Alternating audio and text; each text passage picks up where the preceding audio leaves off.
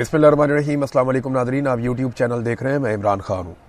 इमरान खान साहब की बहन उस्मा खानम ने कुछ स्टेटमेंट दिया, वो बहुत इंपॉर्टेंट है। उनके पास मुकदमा एक के बाद होते जा रहे हैं बहनों के ऊपर। उनके ऊपर वो डीजी खान वाला मुकदमा था, तो उसकी वो सुनवाई थी, तो वहाँ पे उन्होंने बातचीत की। उन्होंने कहा जी कि इमरान खान इस बात को जानते थे कि उन्हें कैद तन्हाई में डाल दिया जाएगा, उन्हें इस बात का अंदाज़ा था, इसलिए उन्होंने बहुत सारे अहकामात और पैगामात दिए थे।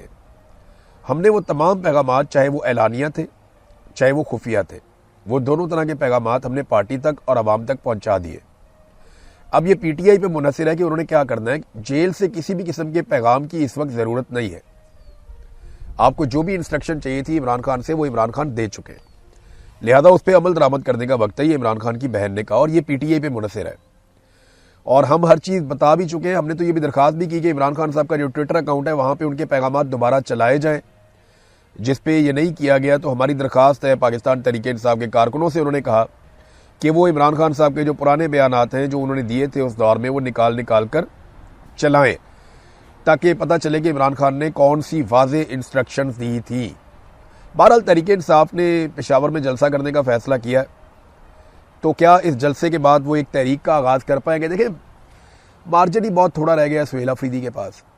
सुहेल अफरीदी के पास बहुत बड़ा मौका था कि वो लाखों नौजवानों की एक तगड़ी तंजीम साजी करते, नौजवानों को इकट्ठा करते, गली गली मोहल्ले मोहल्ले वो भेजते अपने लोगों को, खुद भी वक्तन फ़वक्तन जाते, एक पूरी स्ट्रीट मूवमेंट का एक स्ट्रक्चर खड़ा करते। उन्हें पता होता कि मैं कब आवाज़ दूंगा तो किस शहर से कितने लोग निकलेंगे, किस शहर से कितने लोग निकलेंगे, कितनी बड़ी तादाद में लोग निकल कर बाहर आएंगे। उनको इस बात का आइडिया होना चाहिए था कि मैं 10 लाख, 15 लाख, 22 लाख, 25 लाख, कितने लोग मैं इकट्ठे कर सकता हूँ। और पाकिस्तान तहरीक इंसाफ के लिए नौजवानों को इकट्ठा करना कोई प्रॉब्लम नहीं था। उस वक्त उम्मीद भी बहुत थी जब सुहेल अफरीदी नए नए आए थे, लेकिन उस उम्मीद को सुहेल अफरीदी साहब ने कुछ ऐसी पॉलिसीज़ पे अमल किया कि मायूसी में बदल दिया। लेकिन अभी भी सारा कुछ कभी भी ज़ाया नहीं होता। आपके पास हमेशा एक मौका होता है कि आप निकलें और निकल के साबित करें अपने आप को। तो सुहेल अफरीदी अब ये जलसा करने जा रहे हैं पेशावर के एक स्टेडियम में, तो क्या यहाँ से एक तहरीक शुरू हो सकती है? जी बिल्कुल हो सकती है। और कहा भी ये जा रहा है कि शायद वो लॉन्ग मार्च का ऐलान करेंगे, वो तारीख देंगे, फलानी तारीख को हम लॉन्ग मार्च में आएंगे, या लोग तैयारी पकड़े, हमने निकलना है। हो सकता है कि सुहेल अफरीदी ये भी कह दे, हो सकता है वो कोई डेडलाइन दे दे। इस बारे में खबरें आ रही हैं, लेकिन क्या ये अब तहरीक खड़ी कर पाएंगे? बहुत मुश्किल मुझे दिखाई देता है। कि माजी में तो मैंने यही देखा है कि बड़े बड़े दावों के साथ एक जलसा होता है और जलसा ख़त्म होता है, लोग घरों को जाते हैं और उसके बाद फिर अगली तारीख दे दी जाती है। देखिए, तहरीक चलाने के लिए ना तारीखों की ज़रूरत नहीं होती। हालात ऐसे होते हैं कि तहरीकें चलती हैं। हालात तो बने हुए हैं तहरीक चलाने वाले। जो हालात इंडिया में हैं, जेनजी वहाँ पे निकल आई है, उससे बहुत बुरे हालात पाकिस्तान में है। तहरीक चलाने के लिए लवाजमात तो पूरे हैं। किसान रुल गया। अभी 10 लाख टन गंदम इन्होंने फैसला किया वफाकी हुकूमत ने कि ये मंगवाने जा रहे हैं बैरून मुल्क से फौरी तौर पर। ये कहाँ से मंगवाएंगे? यूक्रेन से ले लेंगे, अमेरिका भी खुश हो जाएगा। रशिया से शायद नहीं ले पाएंगे क्योंकि अमेरिका उतना खुश नहीं होगा। हो सकता है ये गंदम अमेरिका से ही मांग लें, वही इसके अंदर बीच में कंट्रीब्यूट कर दें। तो 10 लाख टन गंदम इनको फौरी तौर पे चाहिए, और ये वो मुल्क है जो ज़रई मुल्क है। किसी भी हुकूमत में कोई भी हुक्मरान हो, कभी भी हमें गंदम अगर बाहर से मंगवानी पड़े तो ये डूब मरने का मुकाम है। कि एक ज़रई मुल्क के अंदर जहाँ पे बेहतरीन माहौल है, किसी किस्म की कोई आफत भी नहीं आई इस साल, कोई तबाही भी नहीं हुई, कोई तूफान भी नहीं आए, इसके बावजूद आप गंदम का 10 लाख टन फौरी तौर पे मंगवा रहे हैं। आपको फ्यूचर में और भी मंगवानी पड़ेगी। ये हालात होंगे अभी, क्योंकि डिमांड हमारी ज़्यादा है और गवर्नमेंट की पॉलिसी इतनी बुरी है कि आपने अपनी मईशत को तबाह कर दिया, ख़ासतौर पे अपनी ज़राअत को।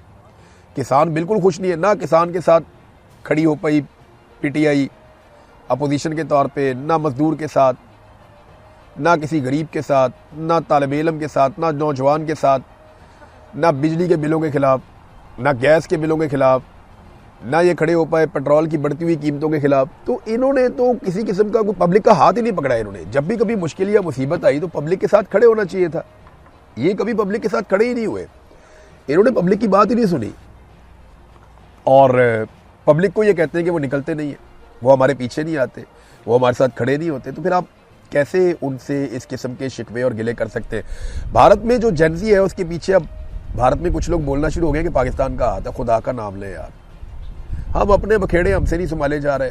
बलूचिस्तान हमारा जल रहा है, कबायली इलाकों में आग लगी हुई है, रोज़ाना हमारे ऊपर खुद कुछ धमाके हो रहे हैं, पैसे हम पूरी दुनिया से मांग रहे हैं, यूएई के पैसे हमने वापस करने थे, सऊदी अरब से उधार लेके वापस किए, अभी 10 अरब डॉलर हमने अमेरिका से मांगे, हम इन्वेस्टमेंट करेंगे भारत के अंदर और हम ये चलाएंगे भारत के अंदर तहरीक। सवाल ही पैदा नहीं होता भारत के अंदर हम तहरीक चलाएं। हमारी सरकार की तो इतनी हैसियत नहीं है कि वो अपने लिए थोड़ा सा आवाम को कायल कर ले या कुछ कर पाए।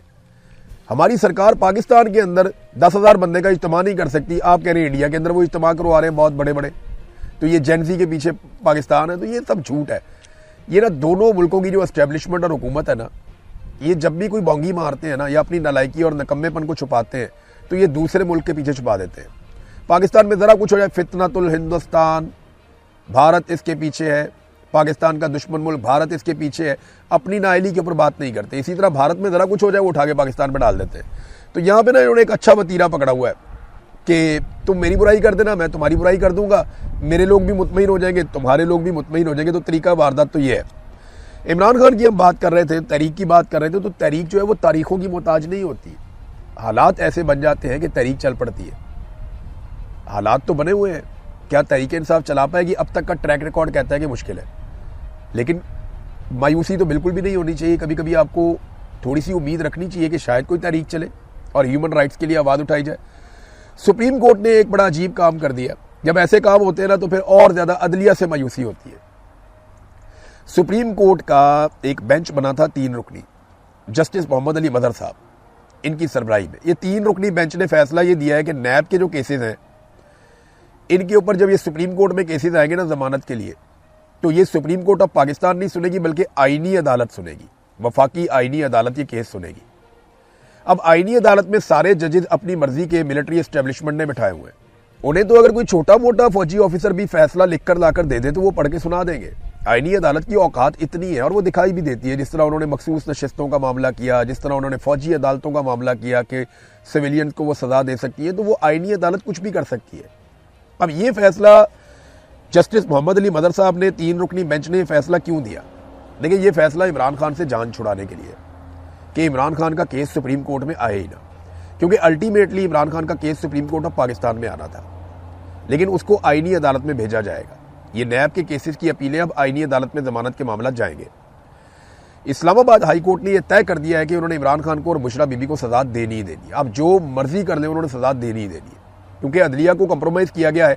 बाहर से जजेस लाके इसीलिए बिठाए गए हैं ताकि जितना हो सके उनको सजा दी जा सके। उन्हें सजा दी जाएगी जब वो जमानत के लिए आएंगे सुप्रीम कोर्ट में, तो सुप्रीम कोर्ट कहेगी जी हमारा फैसला मौजूद है, ये मामला आप आईनी अदालत में ले जाएं। अब आईनी अदालत पाकिस्तान की मिलिट्री एस्टेब्लिशमेंट ने बनाई ही इसलिए है कि वो अपने काम करवा सके। तो वो आईनी अदालत इमरान खान और बुशरा बीबी को कभी भी जमानत नहीं देगी, बल्कि जो आसिम मुनीर साहब चाहेंगे वो मामला बिल्कुल वैसे ही कर देंगे, बिल्कुल वैसे कर देंगे। अब आप जो मर्जी कर लें, उल्टे लटक जाएं, सीधे लटक जाएं, आईनी तरामीम के बाद आपके पास कोई रास्ता नहीं है सिवाय इसके कि आप अवामी ताकत से इस टोले को इक्तदार के ऐवानों से निकाल के बाहर फेंक दें। इसके अलावा आपके पास कोई रास्ता नहीं। सिस्टम के अंदर इन्होंने इतने शिकंजे लगा दिए हैं कि अब सिस्टम के अंदर रहते हुए आप इन चीज़ों को ठीक नहीं कर सकते, या इन चीज़ों के ऊपर आप किसी भी किस्म की उम्मीद नहीं रख सकते कि जनाब अदालत से ये मिल जाएगा, पार्लिमान से ये मिल जाएगा, बतौर अपोजिशन हम ये हासिल कर, कुछ भी नहीं कर सकते। आपको अवामी ताकत के साथ खड़े होना पड़ेगा, आज हो जाए साल बाद हो जाए। नाज़रीन, सऊदी अरब वाली खबर मैं आपको बार बार देता रहता हूँ, उसमें एक डेवलपमेंट है वो मैं आपके सामने रख देता हूँ। वहाँ पे डॉक्टर साद अल फकीया हैं, ये सऊदी अरब के अपोजिशन लीडर के तौर पे इन्हें लिया जाता है। इन्होंने ना सऊदी अरब और